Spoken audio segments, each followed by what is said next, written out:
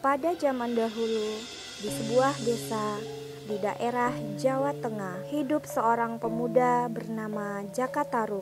Ia tinggal bersama ibunya yang biasa dipanggil Mbok Randa. Ayahnya sudah lama meninggal. Kesehariannya Jaka Tarub dan Mbok Randa bertani padi di sawah. Pada suatu malam, di tengah tidurnya yang lelap, Jaka Tarub bermimpi mendapat istri seorang bidadari nan cantik jelita dari kayangan. Begitu terbangun dari tidurnya,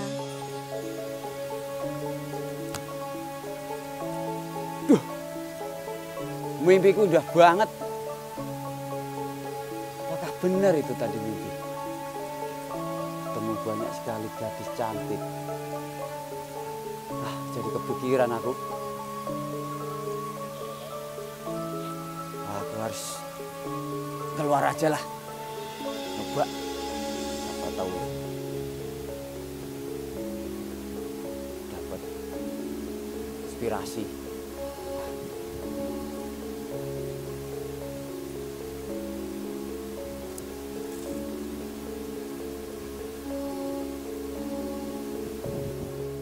Ibu Jaka Tarub pun terbangun dari tidurnya. Jaka, Jaka, di mana Jaka Tarub ya? Kok di kamarnya sudah tidak ada? Oh, itu dia. Pagi-pagi kok sudah melamun di depan rumah. Apa yang dia pikirkan ya? Teman-temannya semua rata-rata sudah menikah. Kasihan anakku. Kayaknya aku harus mencarikan istri untuk anakku. Saat Jaka Tarub sedang melamun, tiba-tiba terdengar ayam jantan berkokok menandakan hari sudah pagi. Ada bintang satu, indah sekali. Semoga saya dapatkan wanita seperti bintang itu besok.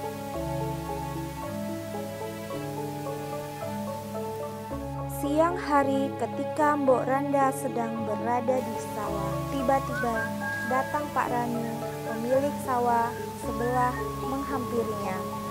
Mbok.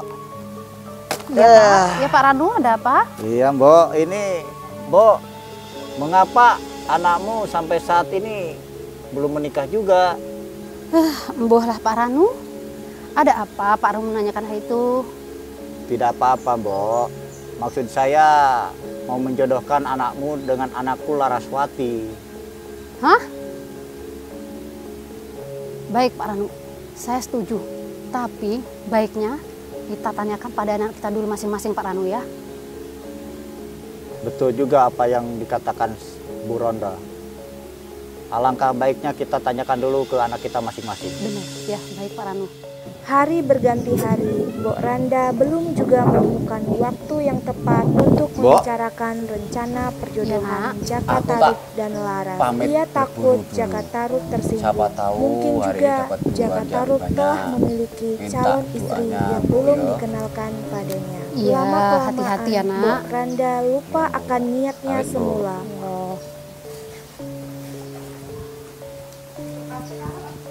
Semoga Jaka Tarub dapat hewan buruan menjangan yang besar, bisa untuk hidup beberapa hari ke depan. Ada Jaka. Andai saja dia jadi suamiku, aku pasti akan bahagia. Jaka Tarub adalah seorang pemuda yang sangat senang berburu. Ia juga seorang pemburu yang handal. Keahliannya itu diperolehnya dari mendiang ayahnya. Pagi itu Jaka Tarub telah siap berburu ke hutan.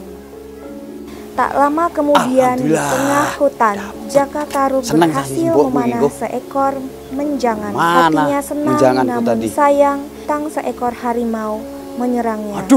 Dan membawa menjangan itu pergi. Udah diduluin harimau. Sial, pertanda apa ini? Udahlah, belum rezeki saya.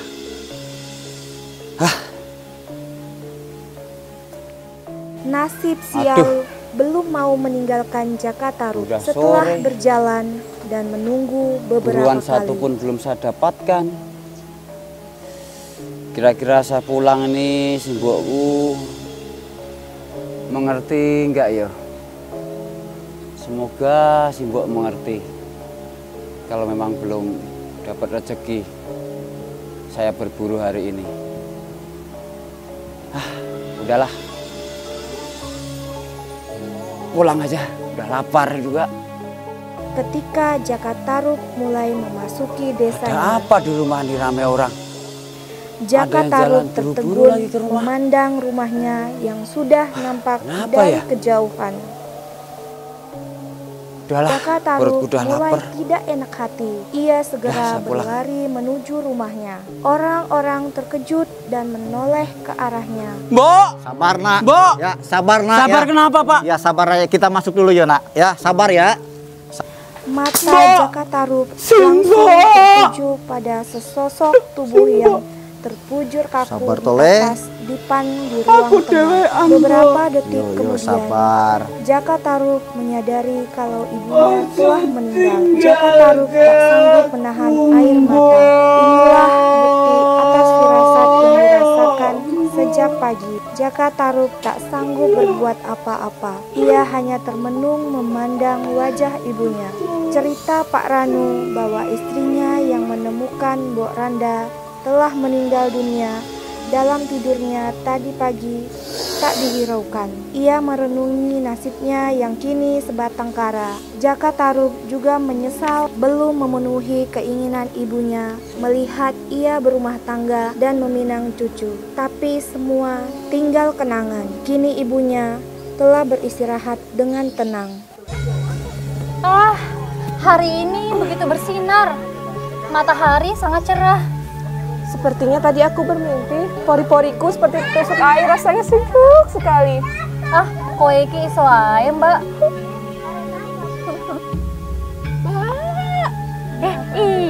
Iya adikku, ada apa? Wangi sekali kamu pagi ini. Yuk Mbak, ayo kita turun ke bumi. Aku ingin mandi di sungai, aku rindu. Wah, ide yang bagus. Kebetulan kita sudah lama tidak turun ke bumi. Ya udah, nanti Mbak bilang sama Mbak Angga ya. Ih, kok mambu sih? Jorok banget kalian.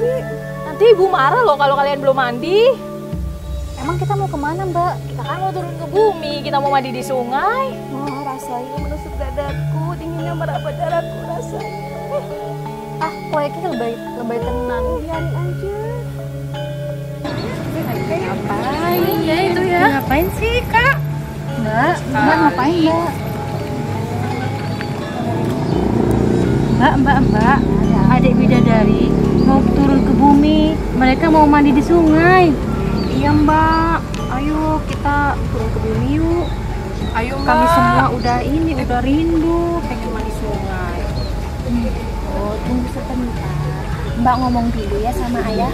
Kalau boleh, sekarang juga kita pergi ke bumi. Emang bisa itu diizinin, Mbak? Bisa, nggak ada yang nggak mungkin kecuali makan kepalanya sendiri. Kata siapa, Mbak? Itu kata ibu ketua Tengkorak 45. Oh, yang serba bisa itu ya? Ya, yang multitalentan itu. Sayang ya kita nggak punya handphone ya. Kalau ada handphone kita cek di Google. Iya. Bisa aja. Terlihat 7 bidadari cantik sedang meminta izin kepada ayah dan ibunya untuk pergi ke bumi. Ayah, ibu, kami nyuwun izin mau turun ke bumi. Kami ingin mandi di sungai. Ayah, ibu. Oke Landuk, ayah izinkan. Pesan ayah cuma siji. Lek ono suara trompet teko kayangan muni sampean kabeh cepet balik ning kayangan. Oke ayah, kami mengerti. Baik ayah, kami akan segera kembali ketika trompet kayangan berbunyi. Baiklah, tetap hati-hati. Nek kalian kabeh pengen mandi di sungai, sing hati-hati ya, Nduk. Nggih, ibu. Bapak. Sepeninggal ibunya, Jakatarup mengisi hari-harinya dengan berburu. Hanya dengan berburu, Jaka Tarub bisa melupakan kesedihannya. Aduh, apes. Dari pagi aku berburu, nggak ada satupun binatang ini aku dapat. Baru kali ini aku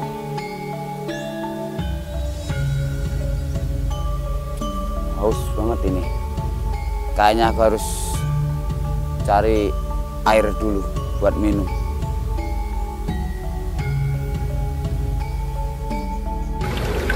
Wah, bumi indah sekali ya, Mbak. Iya. Ayo kita mandi ke sungai. Selendangnya ditaruh sini aja ya, Dek. Di mana? Di Mbak. Iya, biar aman. Ini, Mbak.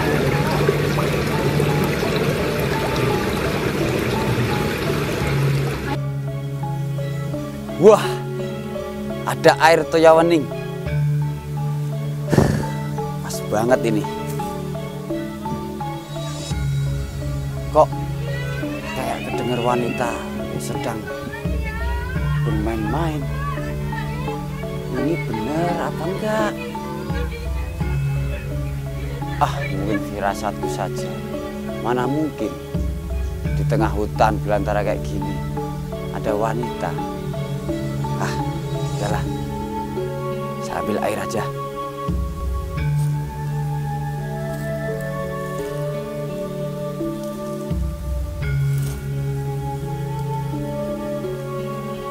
Wah, ada 7 wanita cantik.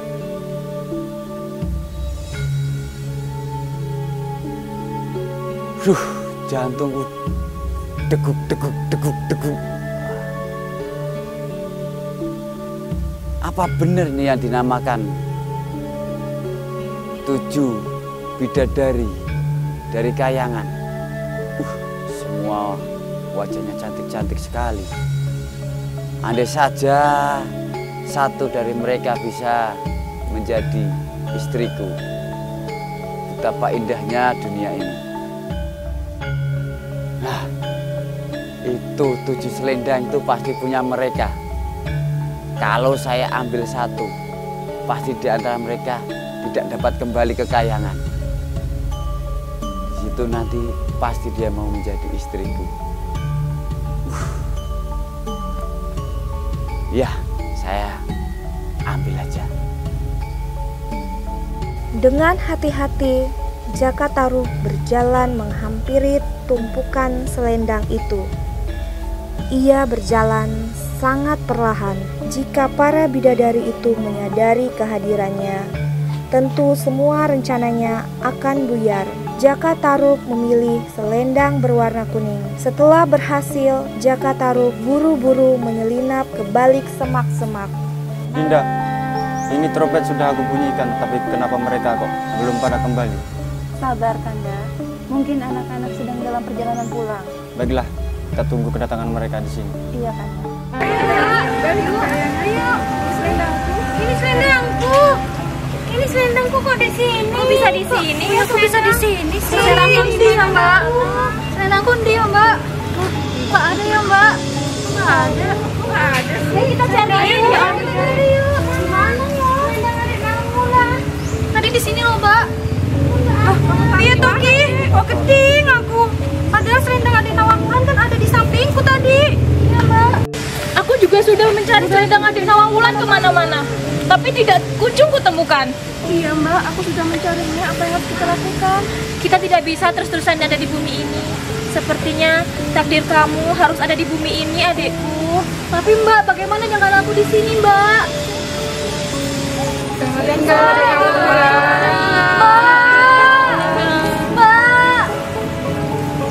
Keenam bidadari cantik itu tinggalin aku sendirian di bumi tuh, Mbak. Selendangku kuningku di mana? Masih belum ia Mbak, temukan. jangan tinggalkan aku, Mbak. Kesepian dan menangis di tepi sungai. Nawangwulan pun Selendangku di merasa mana? putus asa dan tiba-tiba berucap, Barang siapa yang menemukan selendang kuningku, jika ia perempuan, maka akan kujadikan dia saudara. Tapi jika dia laki-laki, maka aku akan jadikan dia suami. Jaka Tarub yang sedari tadi memperhatikan gerak-gerik Nawang Wulan dari balik semak tersenyum senang. Jaka Tarub pun akhirnya keluar dari persembunyiannya. Ia mendekati Nawang Wulan dan menghiburnya.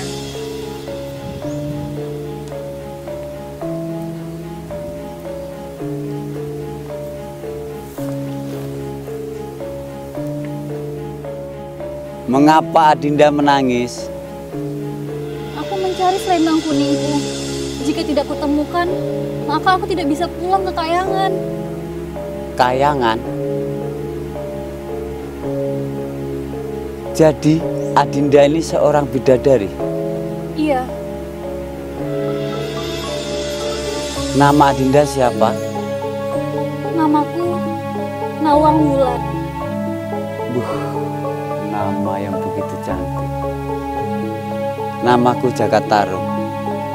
Baik Adinda, daripada Adinda tinggal di hutan sendirian, lebih baik Adinda ikut sama saya, tinggal di rumah saya sampai kapanpun Adinda berkenan. Benarkah? Dengan senangnya Nawang Wulan mengikuti Jaka Tarub menuju rumah Jaka Tarub. Ia menerima ajakan Jaka Tarub karena tidak tahu harus berbuat apa lagi. Kakak-kakak dari Nawang Wulan merasa takut untuk menghadapi ayah mereka. Mereka takut ayah dan ibu mereka akan marah karena mereka pulang ke Kayangan tanpa Nawang Wulan. Nawang Wulan kemana? Kok nggak bareng sama kalian?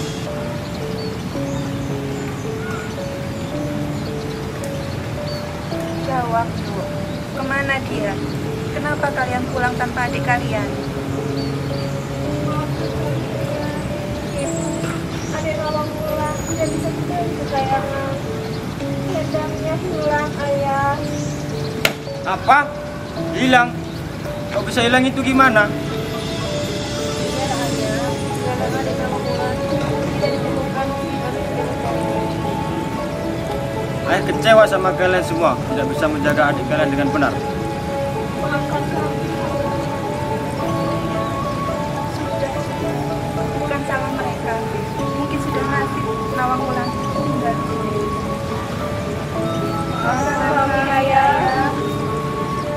Aku benci dengan pernikahan mereka. Iya, sama. Aku juga benci dengan pernikahan mereka. Arya, kamu bantu aku untuk menghancurkan pernikahan mereka. Baiklah, jika aku membantumu, apa imbalannya untukku? Aku akan membantumu untuk mendapatkan Nawang Wulan. Baiklah, kita rencanakan semuanya. Sejak menikah dengan Nawang Wulan, Jaka Tarub merasa sangat bahagia. Namun ada satu hal yang mengganggu pikirannya selama ini. Ternyata enak duwe bojo. Bener kata Simbok. Ndang nikah le. Ternyata iki masak wis dimasakke. Apa-apa wis ana. Tapi aku heran iki. Lumbung padiku kok bukannya semakin berkurang malah semakin bertambah. Padahal bojoku tiap hari masak. Lah. Ben lah. Kang Mas. Iya, Dajeng. Kang Mas. Piye. Jaga Nawangsi dulu ya. Aku mau pergi mencuci pakaian di sungai. Dan jangan pernah membuka tutup penanak nasi yang sedang aku masak sampai aku pulang. Iya, Dajeng. Biar Nawangsi sama Kang Mas saja. Nak, ibu pergi dulu ya mencuci pakaian. Kamu sama bapak dulu ya, nak. Loh, bapak main apa ini? Main dakon. Main dakon? Waduh, Nduk. Bapak lupa pesene ibumu, Nduk. Tadi bapak dipeseni nengok nasi, Nduk. Takutnya nasinya gosong. Bapak, tengok dulu, Nduk ya. Ya. Diwan, Nduk ya. Ya. Hah? Kok cuman ada setangkai padi? Apa maksudnya ya? Nawangwulan cuman masak setangkai padi? Hah? Kang Mas, kenapa kau melanggar perintahku? Kan sudah kukatakan, jangan pernah membuka tutupan anak nasi ini sampai aku pulang. Ngapurane Kang Mas Diajeng. Kang Mas lupakan perintah Diajeng untuk tidak membuka kukusan nasi, Diajeng. Duh, hilang sudah kesaktianku untuk merubah satu butir padi menjadi satu bakul nasi.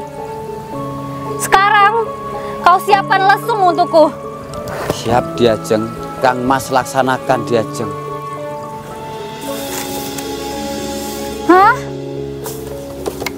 Ini kan selendang kuningku.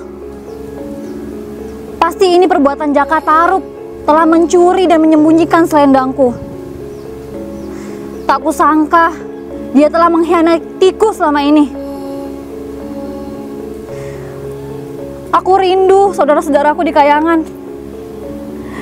Aku akan segera pulang menemuinya. Nawangwulan,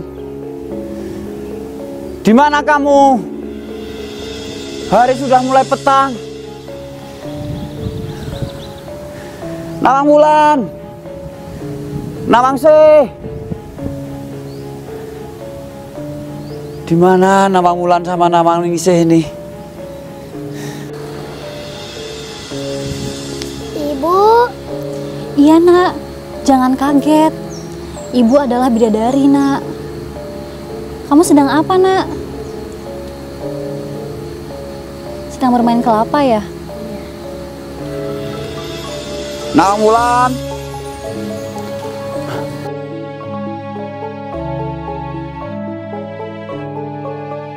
Nawangwulan dari mana? Aku mencarimu dari tadi. Kenapa kau tega melakukan semua ini padaku, Jaka Tarub? Kau harus menanggung akibatnya. Mulai hari ini, kita bukan suami istri lagi. Maafkan aku, Nawangwulan. Aku tidak bermaksud seperti itu. Cuman, kalau ini udah menjadi keputusanmu, Nawangwulan, saya siap, Nawangwulan. Mulai saat ini, kau harus menjaga Nawangsi anakku. Aku akan pergi ke tempat asalku, Kayangan. Aku akan menjaga Nawangsi, Nawangwulan. Akan kuturutin semua perkataanmu, Nawangwulan. Maafkan ibu ya nak. Baik-baik di sini bersama bapakmu ya nak. Ibu harus kembali ke Kayangan. Selamat tinggal nak. Ibu, jangan tinggalkan aku. Udah nak, sabar ya nak ya. Bapak janji, Bapak akan merawatmu seperti ibumu merawatmu nak. Jaka Tarub hanya bisa menahan kesedihannya dengan sangat. Ia ingin terlihat tegar. Setelah Jaka Tarub menyatakan kesanggupannya untuk tidak bertemu lagi dengan Nawangwulan, sang bidadari pun terbang meninggalkan dirinya dan Nawangsi.